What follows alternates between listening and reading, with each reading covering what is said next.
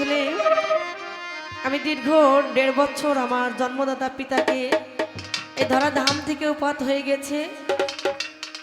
আমি শখ করে আমি এখানে প্রোগ্রামে এসেছিলাম, আমাকে হারেস ভাই নিয়ে এসেছিল। ওই যে আমার চেয়ারে বসে আছে উনিকে আমি বাবা বলেছিলাম, আপনাকে দেখতে হুবহু আমার বাবার মতো। আমার সামনে বসে আছে, মনে হচ্ছে আমার বাবা।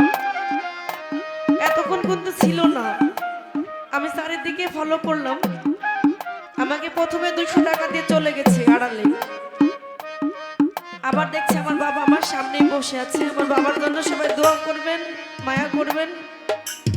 আমার বাবা যেন পরে যেন বেহেশত নসিব করে আল্লাহ।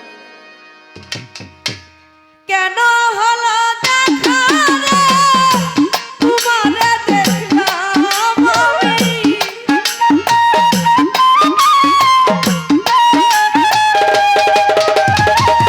কেন হলো দেখা রে তোমারে দেখলাম, যারে